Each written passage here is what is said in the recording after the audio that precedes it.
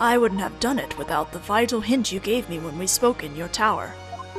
The final spell is concealed at the start.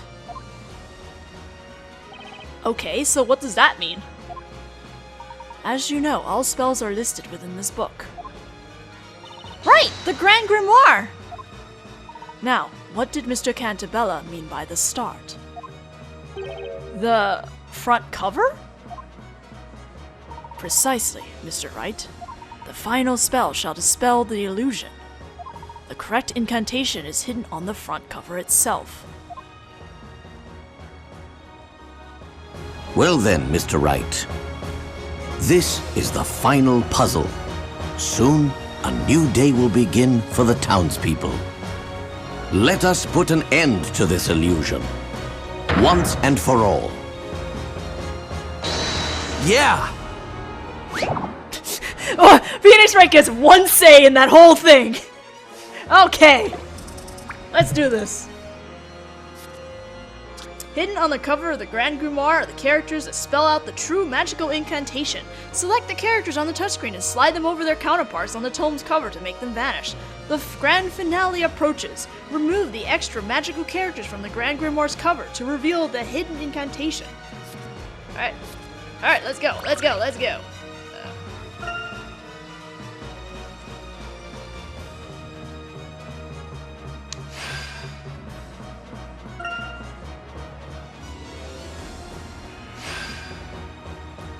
This is a very easy puzzle, if you hadn't realized. It's cool, though! It's like counting down.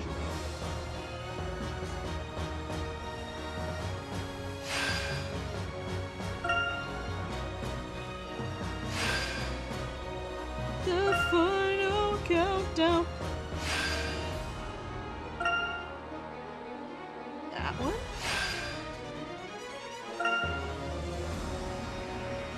Oh.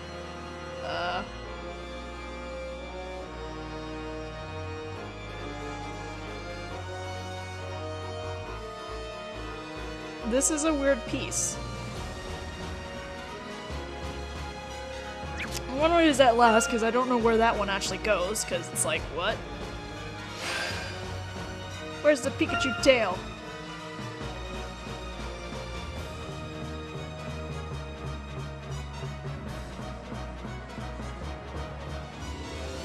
Oh wait, right here.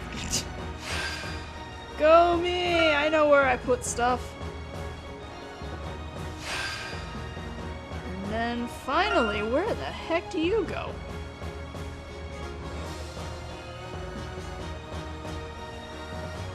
Oh! Oh my god, it's like right over there! Okay, let's give it a shot. I was like, No objections. No objections? Wah!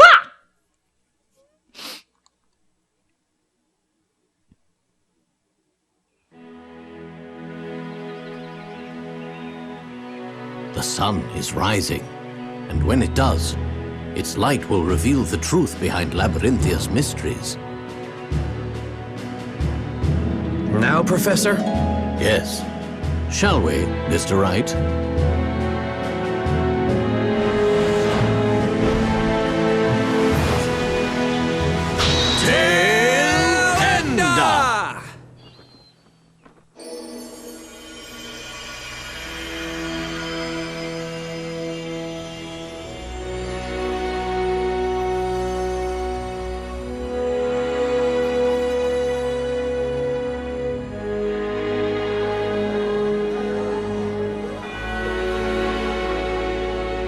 So this is the real magic behind Labyrinthia. Excellent work, my boy. Huh? Hey, it's Luke!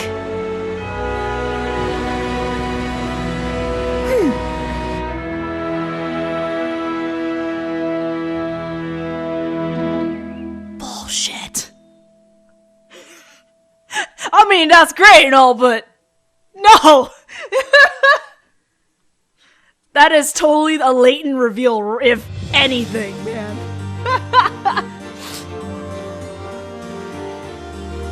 Hang on a second. The town's full of machinery? So much for magic. It was all done with these machines. That's right. With magic, witches can fly, buildings can disappear.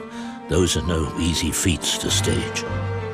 To make all those incredible things real, we needed a great deal of machinery.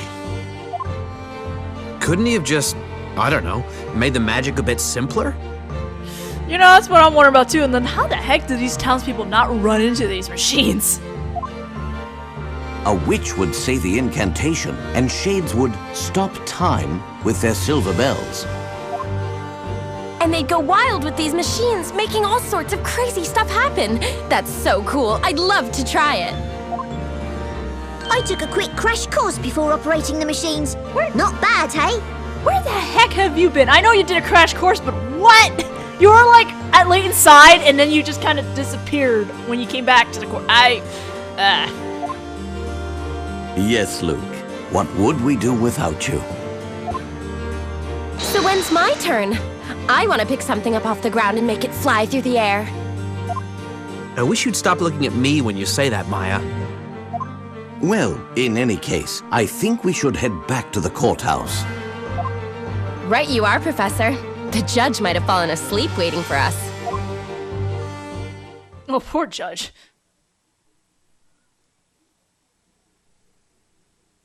The sun has risen above Labyrinthia and has shown us our town's true form.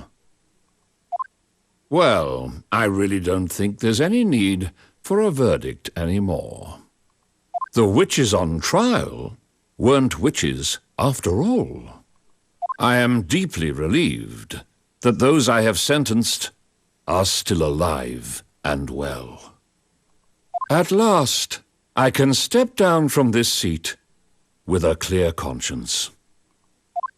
And now, the final verdict in the last witches' court session ever to be held. Not guilty! Confetti! Thank you, Gumshoe.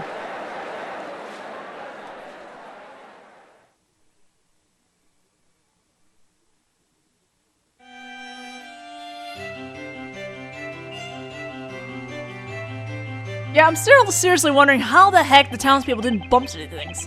I'm very grateful for all the help, Professor. The feeling is mutual, Mr. Wright. Yeah, even though Layton did all the work.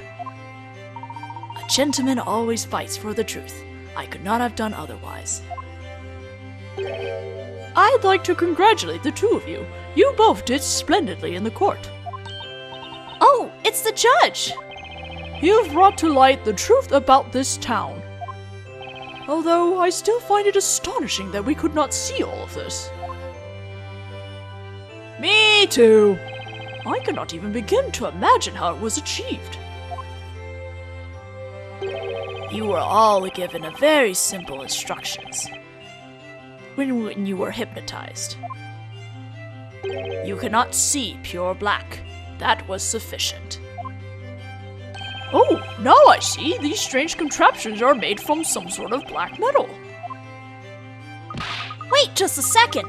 There are plenty of black objects all over Labyrinthia, aren't there?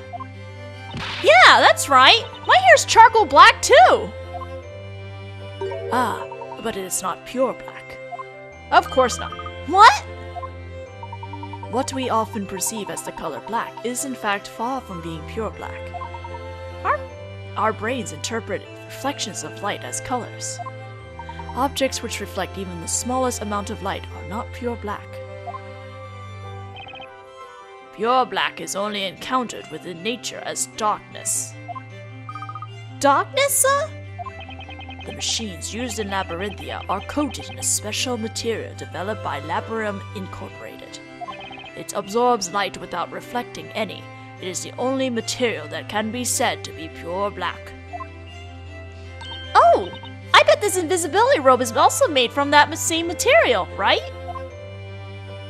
That's correct. And of course, the bell tower was concealed using the very same material as well.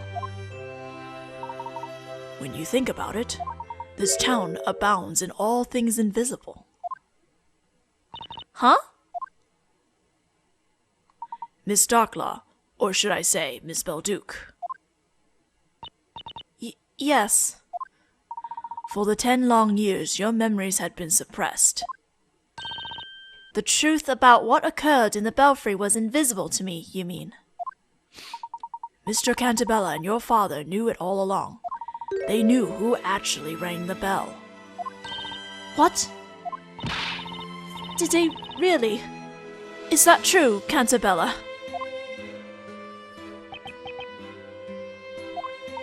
As we have demonstrated, it was easy to deduce from the situation in the belfry. But if he knew that all along, why didn't he say something? It was, of course, for your own good. Don't be angry at her!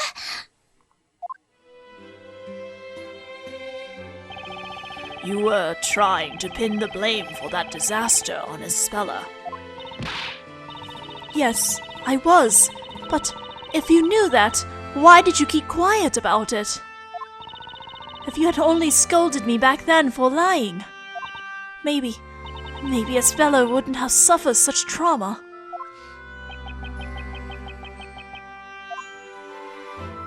It was your eyes, Eve. What? Your eyes were those of a liar. You believed in what you said. You truly thought it was Isabella. What you saw was too much for you to bear. Your mind blocked out the real memory of what happened in order to maintain your own sanity.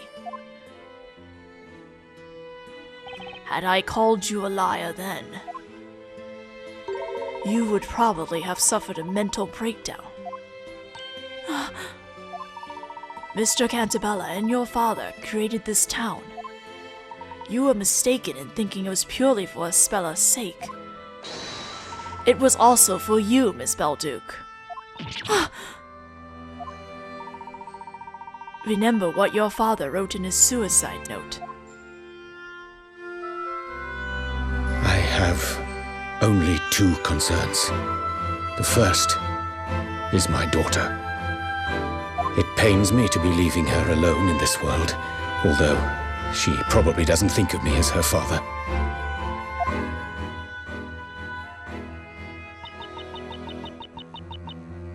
I had an argument with my father once. He was always thinking only about the town and paid no attention to me. So you moved out and broke off contact with him. But you were wrong about your father. Not a single day passed without him thinking about you. He helped to make the story I was weaving a reality for your sake. I've been so ignorant. I was so convinced father was driven to suicide by you. Your father couldn't bear the sense of guilt he had accumulated over the past 10 years. Even though he killed himself in the end, I believe you were always the most important person to him.